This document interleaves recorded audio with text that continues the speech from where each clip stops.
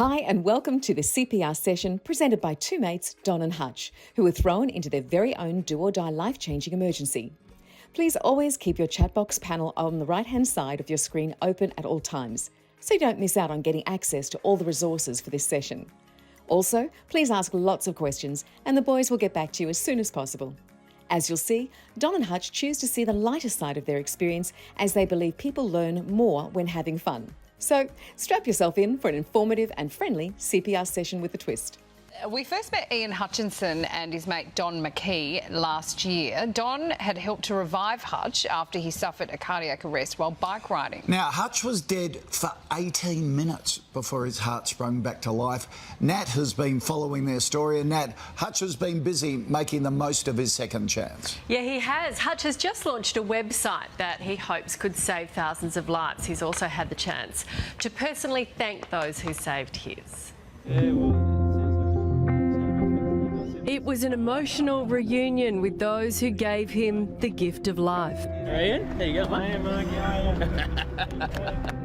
Ian Hutchinson and best mate Don Mackey were on their regular Tuesday morning bike ride along this very track when Hutch suffered a cardiac arrest. We worked on Ian for about 8 minutes or so. We defibrillated him twice. He looked really sick and I really didn't think he was going to make it. The real heroes in this are the bystanders. We're not on the spot. We're 3, 4, 8 minutes away. So that early intervention of early good CPR by the public is what saves lives. We were rolling the track and he called out my name. I turned around just in time to see him obviously passed out of fainting on his bike and careering off into the bush. Hutch's heart had stopped beating for an agonising 18 minutes before paramedics revived him. It does happen. It's quite rare. It's just great to see him look so alive and healthy. I didn't even recognise him. The fact he had a young daughter and his partner, it's changed their lives. Every year, 25,000 people die due to sudden cardiac arrest. So I've created this website called CPRfriendly.org, and it's about helping people learn CPR in 5 seconds, 15 seconds, 3 minutes, 10 minutes, half an hour if they want to. I thought I knew CPR, but that was from 25 years ago.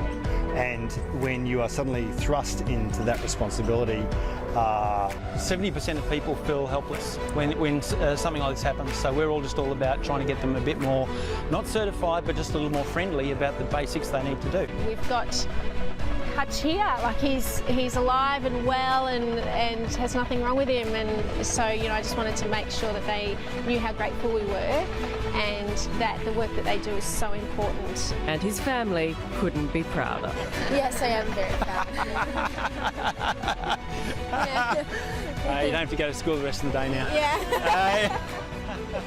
Oh, so many Australian families can relate to that, can't you? To get more people CPR aware, Hutch is encouraging us all to hold CPR barbecues where you can get friends, family or neighbours in one place to learn this life-saving skill together. We have more details on our website, sunrise.com.au.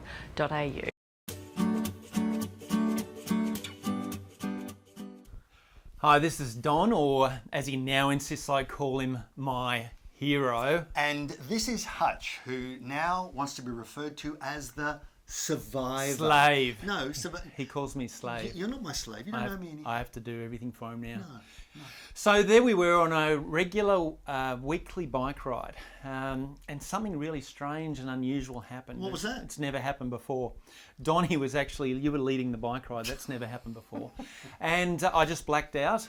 Luckily, Donnie and some bystanders jumped in, rang 000, gave me CPR, and the ambulance arrived after about 10 minutes. So let's get into what we're going to cover off in this session. Yeah. So in this CPR friendly session, we want to take you through what are the key elements of CPR. So you've got more confidence and the skills to be able to jump in and do an emergency situation, like Donnie was able to jump in with me. But this time, if you've got these skills, you'll be able to do it a little bit better. All right. Secondly, we want to take you through the basics of how to use a defibrillator. I think defibrillators can be quite scary. The perception is they're quite scary. So how do you use a defibrillator? They're really simple and easy to use these days. Where do you get a defibrillator from? And thirdly, take you through some extra resources and tools, apps. What are the best things that we've learned since this incident happened to us? And we have learned a heck of a lot. We certainly have. So we want to share that with you as well, some of those resources and those learnings as well. So let's get into it.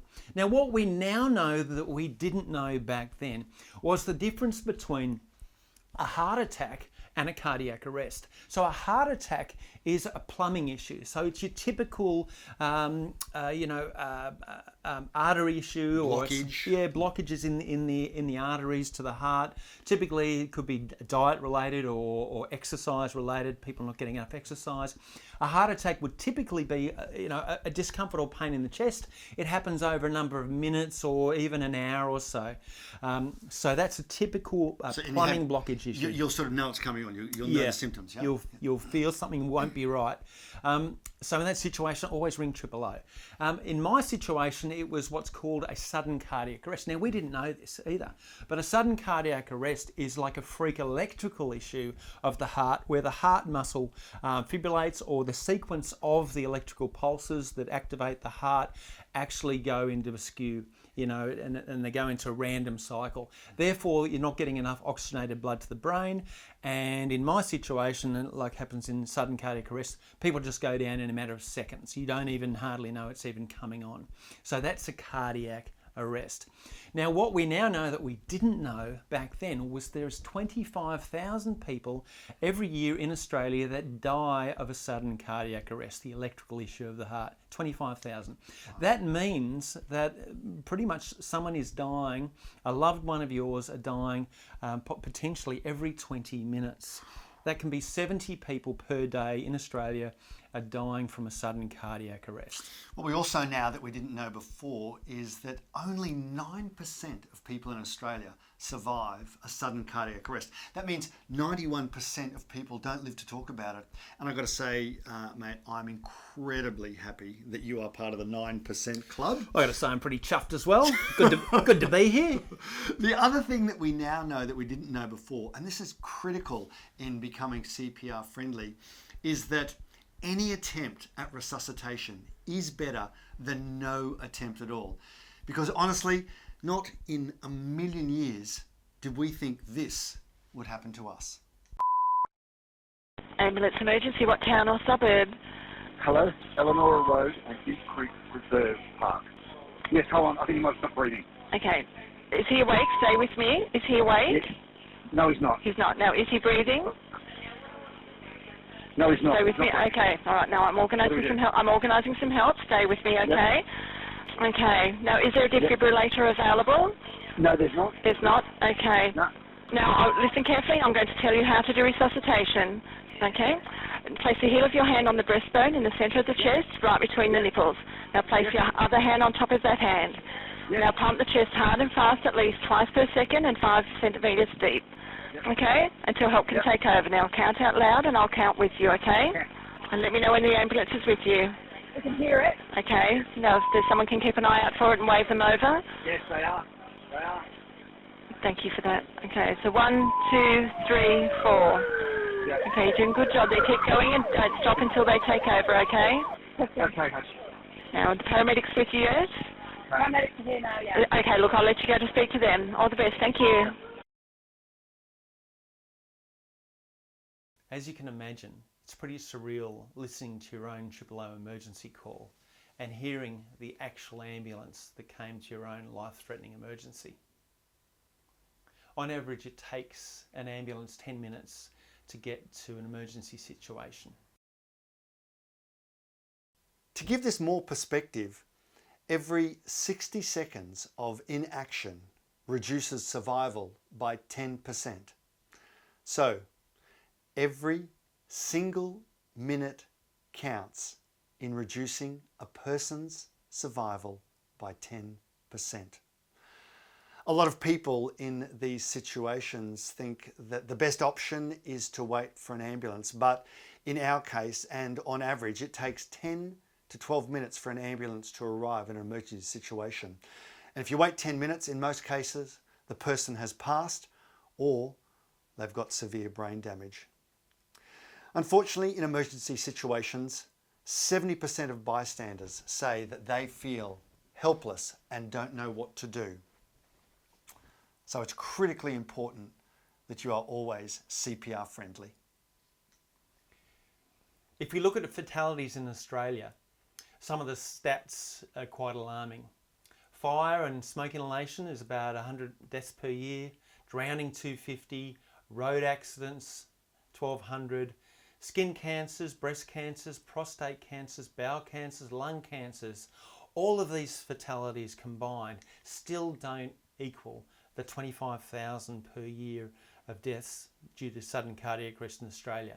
Heart disease is the biggest killer by far in Australia, but it doesn't have to be this way. If you look at the world record holder for sudden cardiac arrest survival, Seattle holds the record at 62% of all sudden cardiac arrests actually being saved. Two main reasons for that is because they have a higher population percentage of people who are CPR friendly, no CPR. About 75% of people in the Seattle area no CPR, and there's a much higher access to public defibrillators in the area. In Australia, as Donald mentioned earlier, only 9% of people survived sudden cardiac arrest, and I'm one of those lucky 9%. The main reason for that, two main reasons, is because CPR-friendly awareness throughout our population is only about 26%. And at the moment, we have a reasonably low public access rate to public defibrillators. So we're all about changing these stats and trying to save more lives through raising the awareness of CPR skills and public access defibrillators. So that's what this session is really all about, is to get you more CPR friendly and understanding what are the key skills and training needed so that you may well be able to Did you just say life as well. Training? Did you just say training then, Hutch? I did hear that word. CPR. Because I was just thinking that if we're going to jump into the training, then we should probably go with the person out of the two of us who's had the most life experience of saving lives. You save one life on one day and get fluked, and you're now the hero. I think, Hutch, in real terms, in keeping with our internal competition of saving lives, which currently the score is one life saved by me, none, nada, nix saved by you. I think I should be the one who's more qualified to train. Note to self: never let you get to do the t-shirts. Right. Okay. So can you just please just give me a bit of space now? Bit of hero space. Yep, I think I'll just warm up. Okay. All right. No worries. All right, here we go. So gold standard hero training in CPR. Really, there's only one piece of equipment you need to save a person's life, and that is your phone. It's fantastic, of course. You just ring 000, the operator will talk you through, give you confidence, and call an ambulance to the emergency straight away. Really, that's what I did. Worked like a charm. Bada bing, bada boom. Done. Dusted. Donnie, there's actually a little bit more to it than that. Okay, Mr. Perfectionist, I suppose there is a little bit more that you could do. Things like, as well as calling them, you could also wave your, compressions. That's right, a push on their chest. And the other thing you could do is shock them with a defib. So call, push, shock. It's really all you have to remember. There is the gold standard there. We're all teachers' pets now when it comes to being CPR friendly. I think the training is done and dusted. Cool. Actually, Donnie, have you heard of Doctors ABCD? Yes, I have heard of Doctors ABC, and now you're just getting anal. Are we going to, all of that stuff? Well, these good people have spent their time here, that we at least need to show them the gold standard. All right. The Australian Resuscitation Council has laid down the Doctors ABCD, and we probably should follow it. So if you could now download the CPR-friendly Doctors ABCD handout, and we will get started.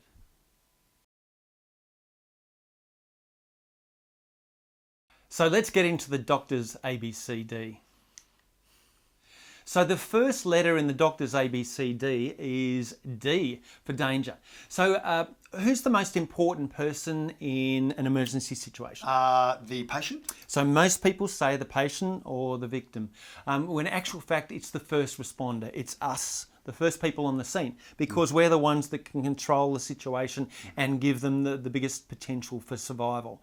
So what we need to look for is any dangers when approaching, and it could be things like traffic, it could be electricity, it could be water, contamination, or funnily enough, family and friends can be quite a danger because of the confusion or the panic. Of course, and if they get hysterical and they don't think enough's being done, they might jump in and actually hinder the process. All that sort of stuff. So first thing to do, D for danger, is look out for the situation. Clearly what you want is you want to have a good scene manager or a good scene hero. And I'm very lucky to say that I had Donnie there on that day, who was a great scene hero. And in actual fact, he went on to win a special award. What is that? What is this? Your photoshopping skills are atrocious. This is you at your ceremony. Normally you'd wear the mask these days. But you can't half tell who puts the slide decks together, can you? So you won this award. Tell us a bit about it. Honestly, it was really quite a big deal, and I was really humbled. It was a presentation of the Certificate of Merit. Anyway, that's probably enough. You don't want to bore the people. But how are you enjoying your new van, by the way? What? You are an idiot. How did you actually even find a van that had those markings? Did you do the number plate? Your new hero van. Don't pretend that you haven't got your new van. That is not my car. That is not my car. All right, so it's good to have a good scene management hero that organises what's going on in the first minute of any emergency situation. Okay, so the next letter in the doctor's ABCD is R. So D for danger, R for response. So how do we check responsiveness with a patient in a situation? How do we do it really quickly within 10 seconds? So there's an acronym that we use called COWS, and that stands for C is can you hear me? O is for open your eyes. W is for what's your name? And S is for squeeze my hand. So these are a very tactile way of trying to identify is someone... You can do this in a few seconds. Yep. The quicker the better, but are they getting responsiveness? Now, why do you want to check responsiveness? Because you want to see, the goal is to see if you need to activate further emergency help. So in this situation, I thought it might be useful if we actually do a quick demonstration, and you being the hero. Sure, I would love to demonstrate the experience. But look, we would love to give everyone out there a chance to do a bit of a poll and vote on what mannequin I should demonstrate on. And we've got 4 to choose from today. Maybe you want to vote for Pirate Pete. Yep. Or, of course, there is also Bonkers the Clown. And there's Queen Elizabeth and also Bevan the Bogan. So we're trying to cover for all food groups here and all tastes. And we think it's very important better to practice now than in an emergency situation. I agree 100%. So you were practicing on me on that day, but for us, it's probably better to get some practice in. Wasn't too bad, was it, really? You fluked it on the day. But I'm lucky. Beginner's luck. All right, let's bring up that poll I've prepared a couple of polls for you. Okay, great. So here we go. Here's the poll. No, that is a poll, but not the poll we're meant to be doing. All right, survey poll. Okay. Survey poll. Which mannequin? Okay, all right, so now politically correct, but the mannequin. So there's 4 choices there. Just make your selection by choosing using your keyboard. Actually, Bevan reminds me of a young you in your younger years. Yeah. Oh, well, that's interesting because I think Queen Elizabeth reminds me of you in your later years. You know, always dressing up like an old woman. What are you trying to say? Lifestyle choice. All right. So it looks like the results are in, and looks like Pirate Pete is the winner. Yeah. So do you want to go? How about you go and set up Pirate Pete? I'll go set up. Yep. No worries. Give me some love. Get him going. All right. So off you go and set up Pirate Pete. Now, if you don't have an industrial strength mannequin, like Donnie's about to show you, then there are all sorts of alternatives. And again, it's great to practice. We've got, you can get access to these sort of mannequins, which are really cheap and effective, and you can use them time and time again. Great for CPR, practicing on breaths. Links on our website if you want to get access to those. Comes in a life-saving community box with a DVD and some other resources there. So a really great way. The other thing is, or you can just get an old soccer ball lying around the house. Again, good for compressions and just getting the idea of what it feels like to compress the chest. Of course, I found this in the back of Donnie's car, a good old Barbie ball. Anyway, again, lifestyle choice. Even a tennis ball, just to get the idea of compressions. I got this from my dog Marcy. Hope she doesn't miss it too much. Anyway, it looks like Donnie's ready to get going, so over to you, Donnie. Oh, thanks, Hutch. So this is Pirate Pete. And Hutch wanted me to do this gag. So how do you resuscitate a pirate? You give him CPR. Thanks, Hutch. So, how do we elicit a response from a person using cows? You get down very close to their face in a loud voice, say, "Can you hear me? Open your eyes," or in your case, Pete, "I." What's your name? Oh, well, I know his name's Pirate Pete. Squeeze my hand. Grab his hand. Squeeze my hand, if Pirate Pete had any. That's how you try to elicit a response using cows to know if you should move on to the next step of sending for help. Back to you, Hutch. Thanks, Donnie. All right, so we've gone through the D for danger, the R for response. We're now up to S for send for help.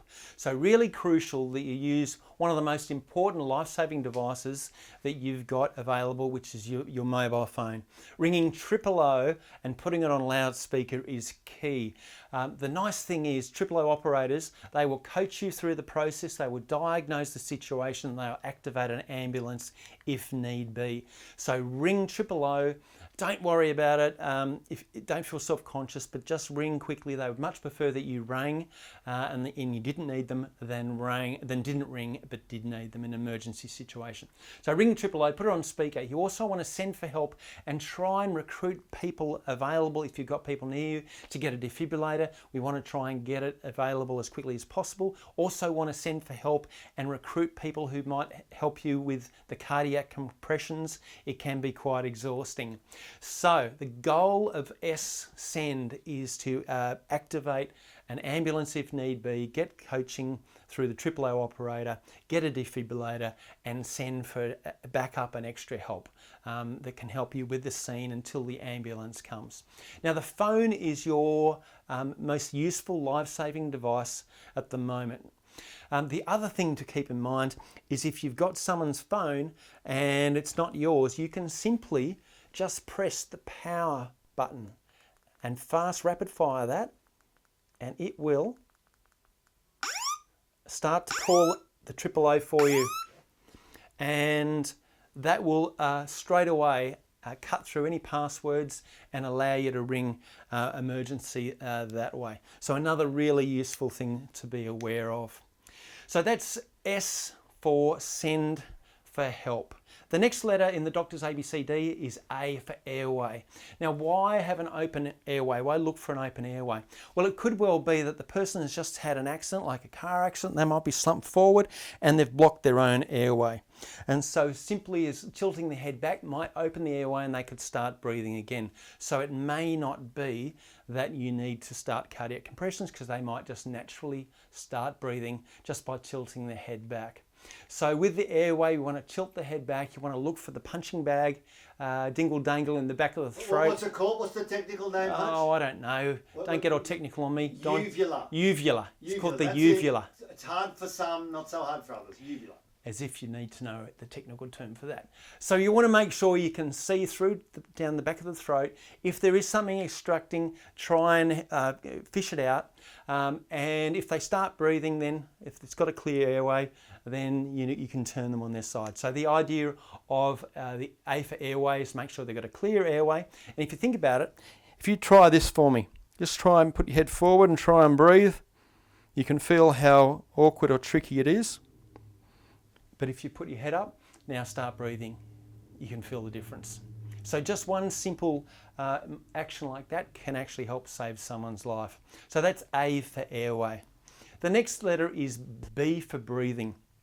So how do we check for breathing and how long do we do it? We want to check for breathing in about, again, 10 seconds, 15 seconds. We want to look to see if we can see and feel if the chest is rising, and we want to potentially feel for breath.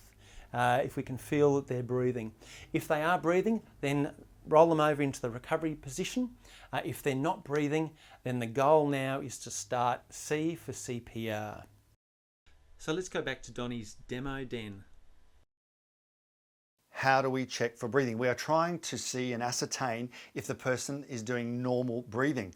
In Hutch's case, it was very obvious the breathing wasn't normal. It was sort of very erratic, and there was sort of spluttering sounds and stuff like that. So how do we check on a person? We get down very close, right to their mouth. We turn our head sideways. We look down the chest to see if it's rising and falling. We try and feel if air is coming out of the airway, and we listen as well to see if we can hear it.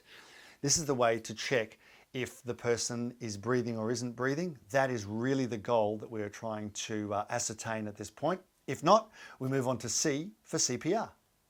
So when and why do we do CPR? Well, we do it when the person isn't breathing and isn't responsive. So why do we do it? It's purely to sustain life until emergency services arrive, or a defibrillator arrives. It's about keeping oxygenated blood to the brain, and this is where the compressions and the breaths will keep oxygenated blood to the brain. So the key here is hands between the nipples, in the little crevice between the chest there, 30 compressions to 2 breaths, and just keep the cycle going. Ideally, you want to get a defib on as quickly as possible. You want to get about 1/3 of the depth of the chest, about 5 centimetres, and you want to do it at the beat of about 120 compressions per minute. Now, if you think you're not going quick enough, go quicker. If you think you're not going deep enough, go deeper. So the quicker and the deeper, the better, and it would be, it's all about keeping oxygenated blood to the brain is the goal here. Now we're going to think about how do we keep 120 beats. One way to do it is through the Bee Gees song Staying Alive. Staying Alive. So that's about 120 beats per minute. But we might throw now to Don to get him to give us a demonstration on Pirate Pete on how to do CPR. Thanks, Don. To do effective CPR, first of all, locate the correct position. Halfway between both the nipples in the center of the chest, place the heel of your hand. Then I like to interlink my fingers over the top and have the other hand on top of the first one. Get the arms nice and straight so you can use your whole body weight.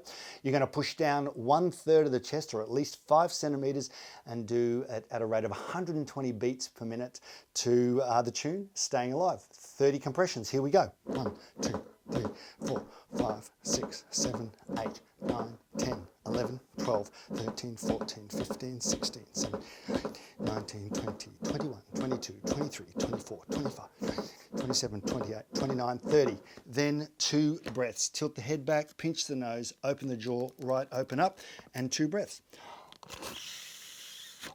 Watch the chest fall, and another one. Chest fall. And then we just keep repeating once again. The goal here, of course, is to keep that oxygenated blood to the brain until a defib arrives. So keep doing compressions. Well, you can tell by the way I use my walk, I'm a woman's man, no time at all. Music live and everywhere. You know it's true, but I don't care. Yeah, great. Thanks for that, Donnie. He can be a little bit enthusiastic sometimes. Anyway, just wanted to add around CPR the concept of hands-only CPR. Now you may have heard of that. That's where you just do the compressions without the breaths. It is an American-based model, so it's really up to you to what level you want to get involved, but any attempt's better than no attempt. But I will say in my situation, if I didn't have the breaths during CPR, then I may well have had some brain damage, possibly been brain dead, may not even survived. So that's C for CPR in the doctor's ABCD. We're now going to move on to D for defibrillator. So this is the last letter in the doctor's ABCD. So defibrillator, as we've mentioned a couple of times now, is the only thing that will restart a heart during a sudden cardiac arrest. So you want to try and get a defibrillator as quickly as possible onto someone, turn it on and follow the prompts. They're really simple. They will give you audio prompts. They're pretty much childproof these days. And the whole idea is if you can get it on someone within 3 minutes, it will improve their chances of survival by about 75%. So the goal of a defib is to restart the heart. Now, if you can make a cup of tea, you can pretty much use a defibrillator. So, Donnie, can you make a cup of tea? Cup of tea? Yeah. Of course I can, Hutch. Any idiot can make a cup of tea, for crying out loud. Yeah, well, that's good news because they're designed so simply these days. If you can make a cup of tea, defibrillators are basically now idiot-proof. Idiot-proof, I can tell you. Did I miss something? Anyway, the defibrillators come in all different shapes and sizes. You might have seen them around the place in cabinets with AED on them, automated external defibrillator. They come in different shapes and sizes as we mentioned, but they pretty much do exactly the same thing. They just charge the heart and restart it, a bit like rebooting your phone. So let's now do a demo and see what it's like to use the defibrillator. So the key is to get a defib on scene as quickly as possible. Once you do, simply turn it on straight away and it will take you through all the steps to do. It'll audio prompt you all the way. This particular model also has a video prompt as well. If you haven't called for help, do so straight away. The next thing it's telling me to do is remove the clothing. Of course, that's the patient's clothing, not yours. Next, you've got to locate the pads. They're in the back of this particular model, and they show you exactly where they've got to go, here and here. You simply apply them. Apply pads to patient's bare chest. Analyzing heart rhythm. Once applied, it will look for a heartbeat. Don't touch it so it doesn't pick up your heartbeat. Shock advised. Charging. Stay clear of the patient. Deliver shock now. Press the orange button now. Shock delivered. Start CPR. It's telling us to do CPR, and so we continue.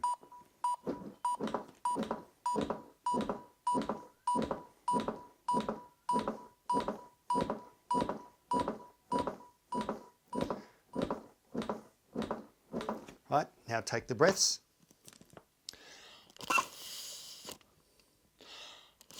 Analyzing heart rhythm. The machine will cycle every 2 minutes and analyze again. No shock advised. No shock advised this time. If needed, start CPR. Continue CPR again. And just continue doing that till emergency services arrive and take over. A defibrillator is the only thing that will restart a heart in a sudden cardiac arrest. If you get a defibrillator on someone within about 10 minutes, it will mean the survival rate on average will be about 9%. 5 minutes, it will improve it to a 50% chance of survival. And if you can get a defibrillator on a patient within 3 minutes, it can improve their survival rate to about 75%. So it's really key to get a defibrillator, and it's key to know where they are. So they're normally in cabinets around shopping centres or in shopping malls, supermarkets, those sort of things. Yeah, you can find them at surf life saving clubs, of course in fire stations, ambulance stations, yeah. Even in my street, we've done a fundraiser. We know of some streets that are now doing fundraisers for their own community defibrillator. Yeah. I've even got one in the back of my car. Some people even have one implanted in their chest. How anal is that?